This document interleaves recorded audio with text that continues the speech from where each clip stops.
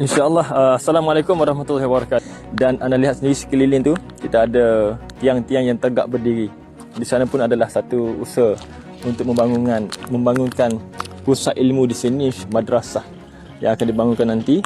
Itu juga memerlukan sumbangan dan juga bantuan daripada semua yang akan menelan belanja sebanyak 2 juta dalam masa tempoh 6 bulan daripada sekarang. Dan operasi di sini pun akan bermula pada bulan Mac tahun hadapan 2024.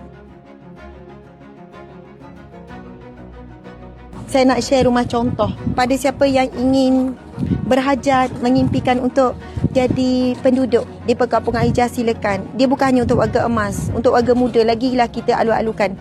Tetapi dengan syarat yang menginap di sini, dia mesti istiqamah dengan majlis ilmu yang kita akan adakan setiap hari. Ada pengajian berkitab, ada pengajian formal untuk anak-anak, kan, sekolah-sekolah akan dibina di dalam sekolah rendah, sekolah menengah. Kita plan tu sampai nak bina college lah, insya-Allah. Kemudian dalam ini akan dibuat agrotourism, akan dibina resort, akan ada suka-suka sunah memanah, berkuda, berenang. Sebab kita akan buat beberapa kolam renang tertutup bagi perempuan, kolam renang khas bagi lelaki dan untuk keluarga. Kemudian dalam ini akan dibangunkan mini-mini kilang untuk wujudkan ruang pekerjaan. Dan dalamnya ada plantation. Kita dah mulakan dah apa, nanti kita bawa. Kita ada perikanan, ikan dah berapa kolam dah kita ni, ikan kita dah keluarkan hasil dah. Kita dah dapat pendapatan dah daripada ikan. Kemudian kita akan buat mini zoo sebagai tarikan tempat ini. Perkampungan Hijrah ini akan menjadi tarikan pelancongan luar negara, dalam negara, Islam dan non-Muslim. Kita nak supaya mereka hadir dengan tarikan pelancongan, tetapi mereka hadir ke sebuah tempat untuk berhijrah. Hijrah daripada non-Muslim kepada Muslim, hijrah daripada kurang baik lebih baik, dan hijrahkan diri kita daripada alam dunia ke alam barzah dengan lebih baik. Macam itulah.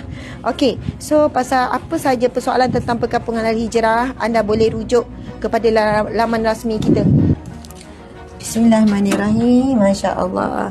Ini ada rumah contoh. Boleh tengok. Ini ada rumah contoh. Ini rumah contoh untuk 1 bilik.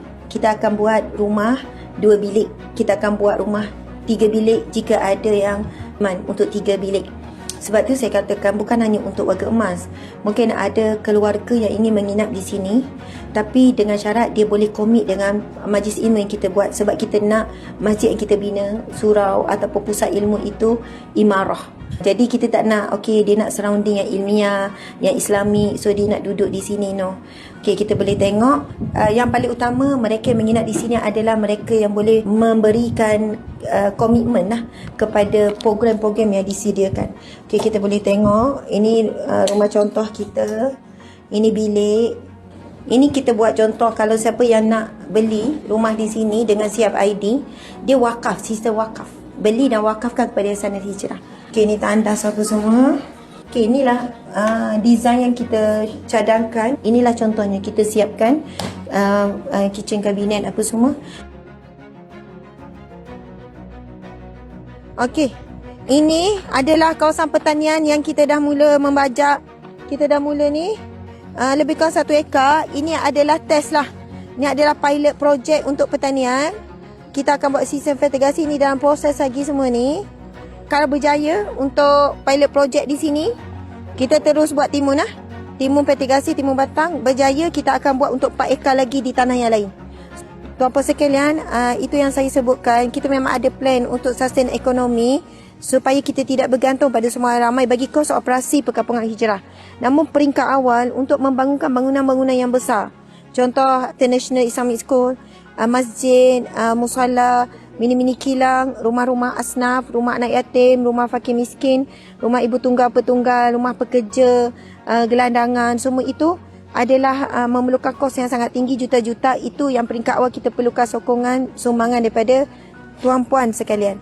Jadi insya-Allah jadikanlah Perkampungan Hijrah ni satu tempat pilihan anda untuk menanam tanaman yang akan dituai nikmatnya di akhirat kelak. Sebab itu kita panggil dunia adalah ladang untuk menanam dan untuk menikmati hasil adalah di akhirat. So jadikanlah Perkampungan Hijrah 42 ekar ni sebagai ladang untuk menanam tanaman yang akan kita nikmati di akhirat, iaitu tanaman pahala untuk kita semua.